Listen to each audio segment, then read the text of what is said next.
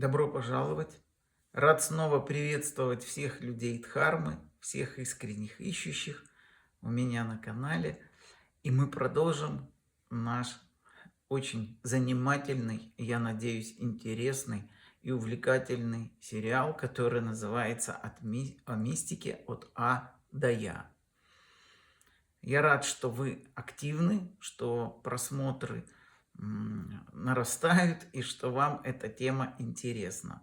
Я думаю, мы вместе с вами положим конец этой неопределенности, этой мути, которая царит в этой теме, и учение мистическое обретет как бы новое звучание, звучание ясности, звучание практики, звучание неких искренности, прозрений, и в ней будет меньше мутной воды и будет меньше сомнений. То есть, с одной стороны, мы говорим о возрождении, то есть ничего нового, но с другой стороны, мы говорим о том, что мистического учения в таком формате в русскоязычной среде до сих пор еще не было.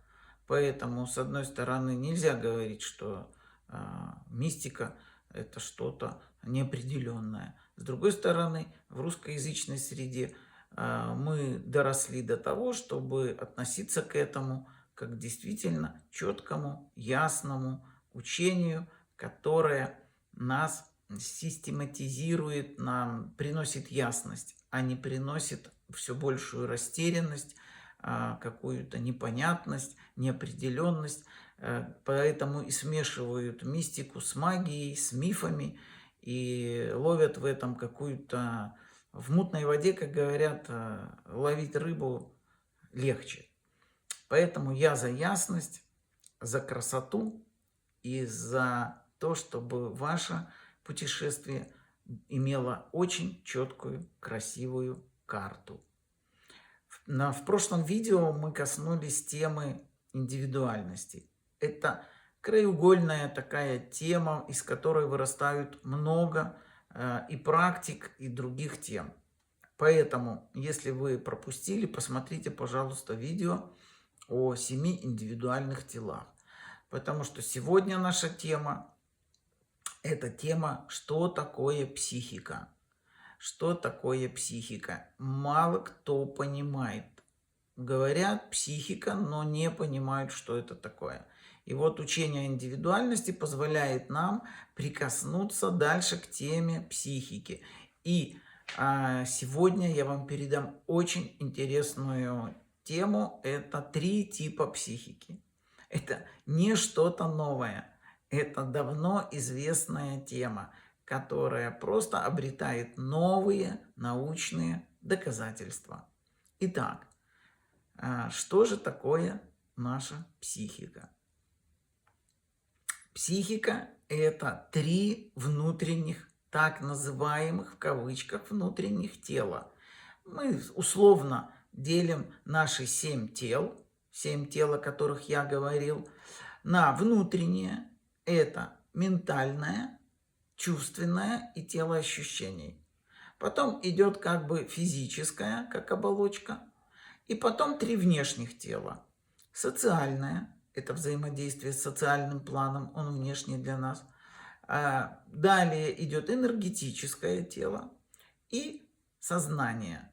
Это 3 внешних тела. Опять же, если условно вот этим средним телом воспринимать физическое тело. Но это очень близко к тому, как мы описываем, и тому, как мы это проживаем. Мы проживаем, что у нас есть внутренние тела, мы проживаем, что ментальное тело внутри, что тело ощущений, оно внутри, и тело чувственное тоже внутри, как наше сердце, как наш сердечный центр. Это 3 внутренних тела. Потом идет физическое тело, как Рубикон вот этот. И мы говорим о внешнем. Мы говорим, что вне его располагаются такие тела, как энергетическое, социальное. Оно заточено на работу с внешним социумом, с людьми.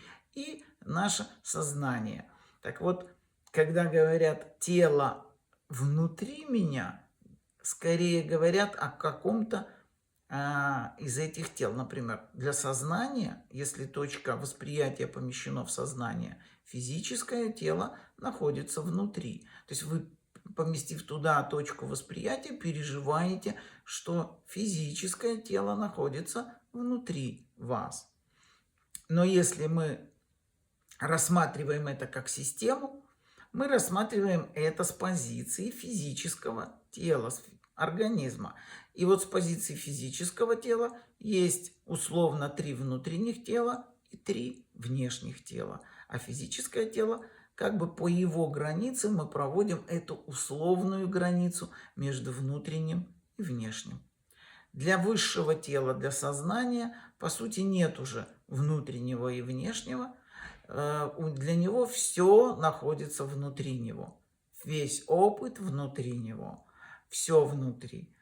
То есть и мир внутри, и физическое тело внутри. И это все опыт сознания. Но тема сознания – это очень глубокий мистический опыт, и это тема наших следующих дискуссий.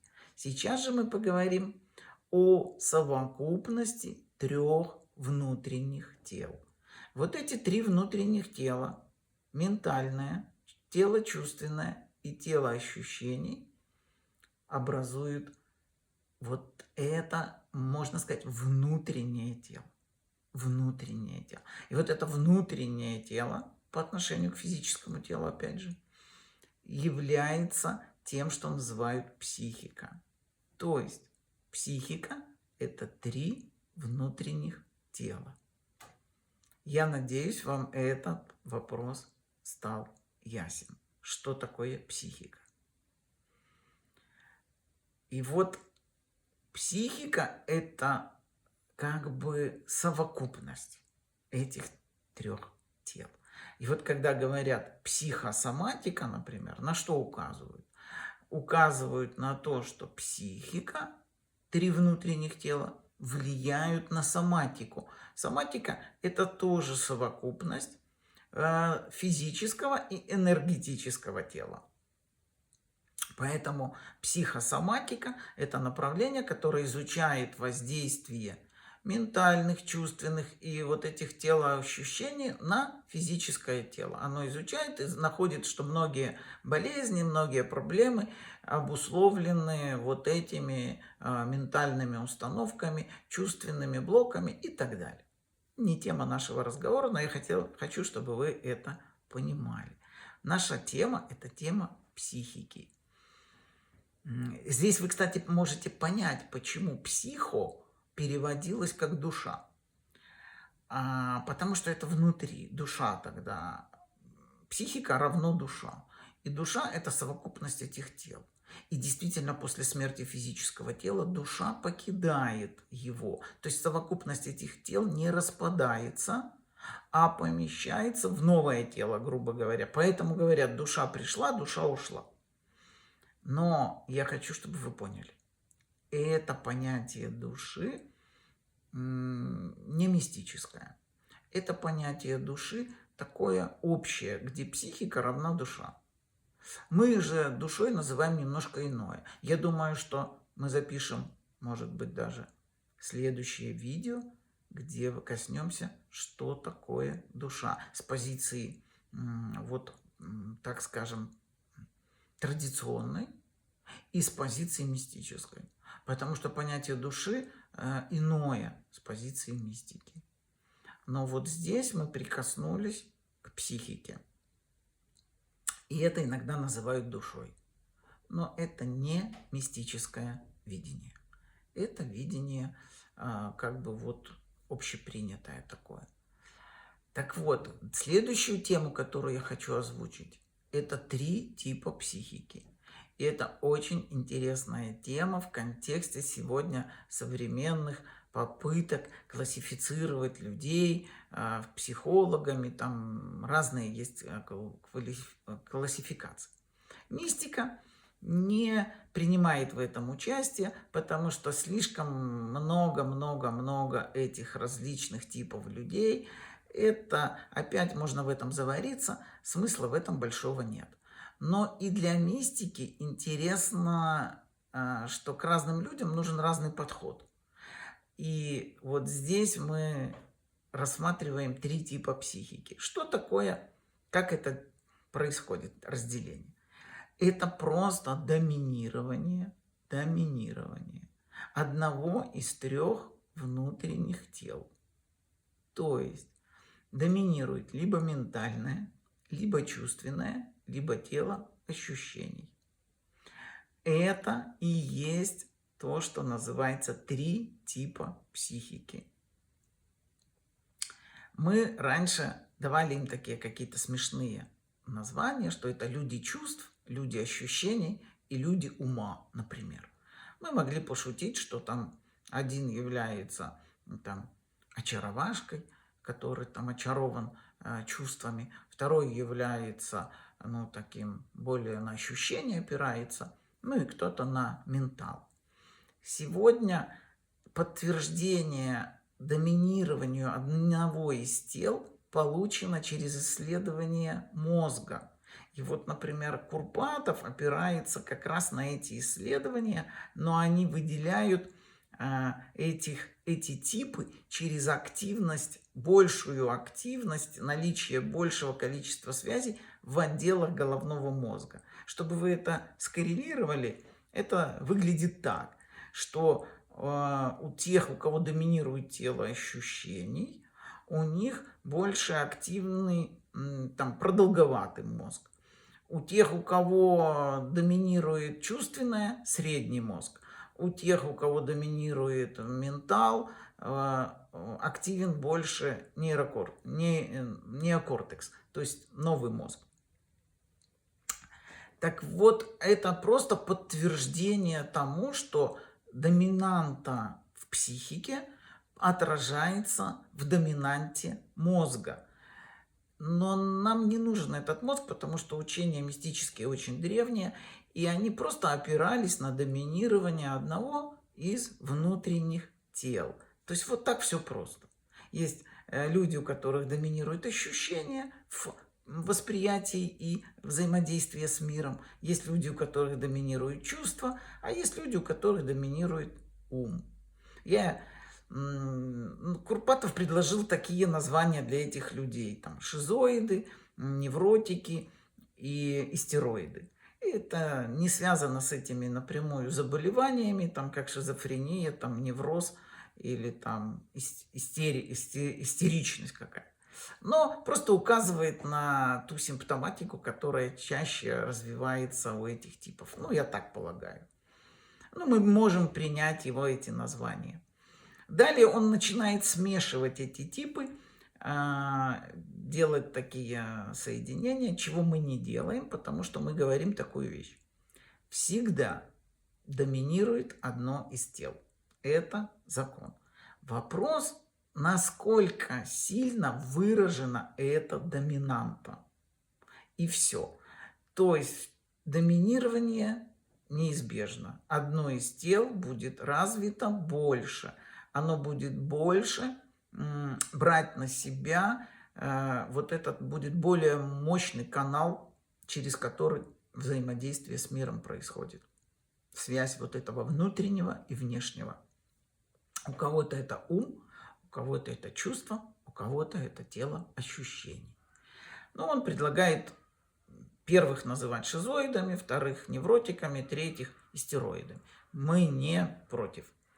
Но нужно понять различия. Различие в том, что мы не смешиваем типы. Мы говорим, доминанта может быть выражена сильно, может быть выражена не так сильно, но она все равно присутствует. Это нам дает какую возможность? Немножечко по-разному подходить в контексте учения к разным людям. Потому что доминирование одного из этих внутренних тел, по сути, определяет этого человека и его фиксации в рамках эго-структуры.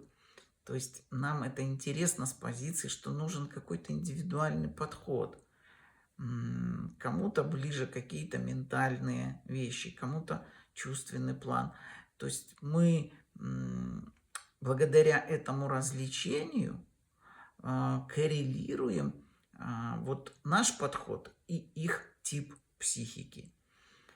Тем более, что, видите, наука сегодня доказывает то, что мистики знали давным-давно, что дальше это идет в мозгу, активность различных частей мозга тоже подтверждает наличие этих типов. Поэтому наше учение вам все подробно рассказывает. Сегодня мы с вами познакомились с тем, что такое психика, и познакомились с 3 типами психики. Вы можете наблюдать это, вы можете увидеть это в людях.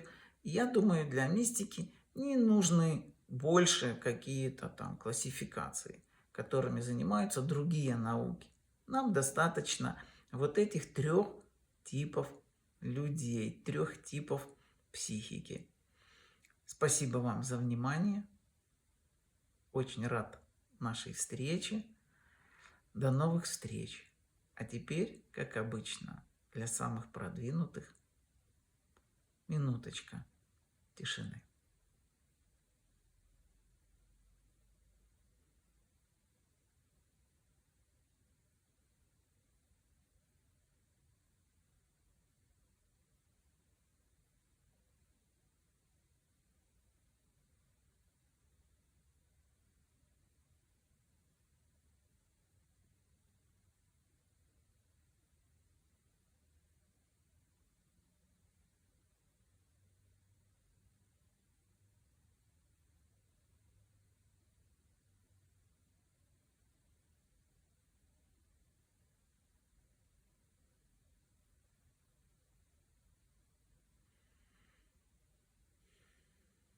Еще раз спасибо.